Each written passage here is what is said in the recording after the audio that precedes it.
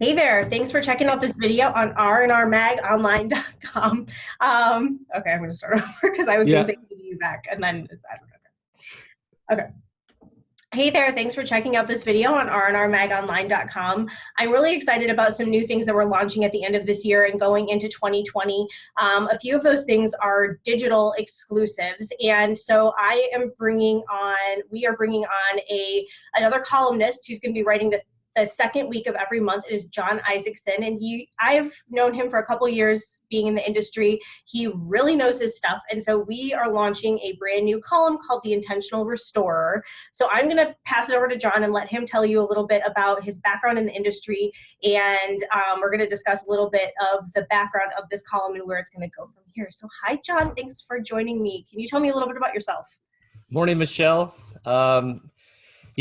Well, my start in the industry, I always like to ask people that question because I don't think a lot of us necessarily set out to be in the industry unless you had family that was doing it prior. So I I had a job. I really loved working in a cabinet shop, and I needed to be closer to home when my wife got pregnant. We were in California at the time, so it was a long commute. And I went to work for a furniture shop, and probably one of the worst jobs I've ever had. It was very, very boring, and the people were not nice at all.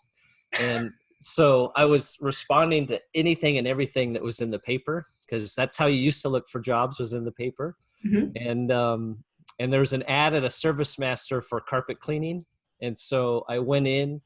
I was actually studying criminal justice at the time, and the owner of the business says, you we're starting this mold remediation division. You'd be really good at that. And I said, yeah, I think I would. And I didn't know what it was. And but they put us in suits and gave us a respirator and said, go tear down these walls. And so I had a blast. And then that opened up a whole new world of just something new every day, physical work. And then there was opportunities to move up from there. So I think that was 2001, I think, in Ventura, California. So Okay, so it's been a that's my minute. start. Yeah. So where are you at now? What are you up to now?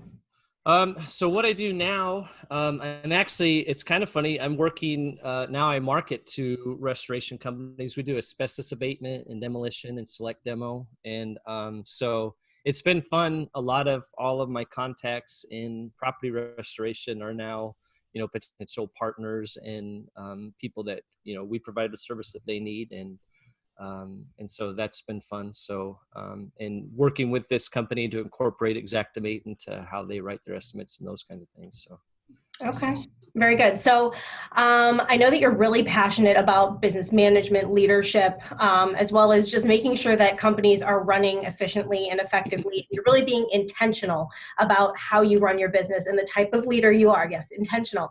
So yeah, can you tell me or us a little nice. bit about why you're so passionate about that intentional concept? I can't take credit for it. I'm very, very thankful. I was just talking to, another friend in the industry about how they got their start. And he was like, he went from being, a worker in the field and a supervisor and a foreman. And then they said, hey, you're our estimator now. And he said, oh, okay, great. And no training, just kind of, here you go. And I'm very, very thankful. When I got in the industry, I was trained by a Canadian, so please don't hold that against me. But a very good friend who's become a good friend of mine, a man named Denis. Um, I Oh, could do my paperwork, and it was readable. And I would take my paperwork home and make sure I'd redo it, so that my supervisors could read it. Tip out there for those that want to promote, make the job of the person that's supervising you easy, and it's pretty amazing how doors can open. And so I paid attention to what they asked me to do, and I did enjoy it. But I had a good mentor, that wasn't afraid to allow me. He showed me how he did it and allowed me to try some things, and that opened a lot of doors. And so I've tried to carry that through. I mean, we have good people. And so when you're an estimator or a project manager, it's your job to keep people busy. And so you do whatever you have to do to try to keep them working. And then improve the environment so we can keep people. Because if you can get them in the door and they're learning and developing and you enjoy working with them, you gotta, I mean, that's invaluable, you know? And so, but that's kind of where I would credit people. I've learned from good people and just try to live up to that. Okay, very good. As we round out the year through R&R, we're talking a lot about industry trends. We just, in November, the cover story was the state of the industry and going over industry trends. We had a big study that we did. And then the December issue cover story is also going to be talking about a lot of technology trends and stuff like that that have come about in 2019 and maybe moving into 2020. So I'm curious what a big trend you're seeing right now in the industry is. Well, I guess one that's interesting is, you know, the acquisitions, you know, what Serpro with Blackstone and Belfor with, is it American Securities? And then a couple of others, what is it, Paul Davis and a few others, and some of them merged as well. So it'll be interesting to see how that impacts the industry. You know, it seems like the Serpro Blackstone kind of makes sense, you know, a large property portfolio and a property, you know, restoration company. So as long as they align on their values and support each other, that could be a really good thing for both companies. There's still, you know, you've got the big companies doing their thing, you know, and chasing the big dollars in the storms. And then you've got kind of the mid-level companies, and then you have just a ton of these smaller companies. And I think similar to our economy in general, it seems like there's less and less in the middle. You either are super huge, you know, or very, very small. And it would be interesting. Some of those that are super huge have more leverage potentially to benefit the industry and don't always necessarily want to stick their necks out. You know, obviously that's challenging. A lot of people have different opinions about that. So I think that's one industry. I think stuff like Restoration Magazine's doing, you know, that you just posted on, what was it? Burnout. I'm sorry. Yeah. Burnout. Burnout. You know, so, you know, those are important aspects of, you know, learning.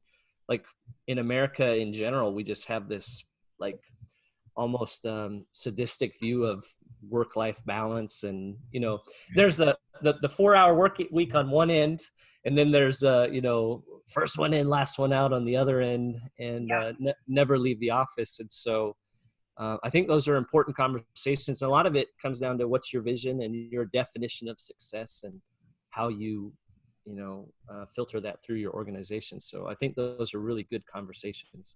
Yep. Perfect. Love it. Okay. Well, before we wrap up, do you want to introduce your elephant in the room back there, Frank? Oh, Frank. My wife and I were trying to remember when we purchased Frank. Most likely when we were first married, we did a lot of shopping at Target. So I'm assuming he probably came from Target on a Halloween sale. But most recently, he went with me to a couple of trade shows. And so this is where he's been perched in the house. And I thought he was a good guest. You know, he's just making sure we're doing the right thing, you know. Okay, I'm not sure he thinks that we are based on that expression on his face, but hey, if anybody needs ideas for something to add to their booth at trade shows, John has a new idea for you. So there you go. Yeah. Thank you so much for watching this video. Everyone who has watched, please be on the lookout for the Intentional Restore columns and videos. There are videos that go with John's columns. So he, again, is going to be the second week of every month, and I'm sure he's going to have some articles in print too. He has previously. He's talked about the industry acquisitions that he was talking about before. He's written about Xactimate tips. One of his latest Xactimate articles is really popular on our website right now, so be sure to check that out. John, thank you so much. I'm excited to have you as a more regular columnist. Well, thank you for the opportunity, and thank you for all that you're doing. Thank you very much. Yep. All right. Okay.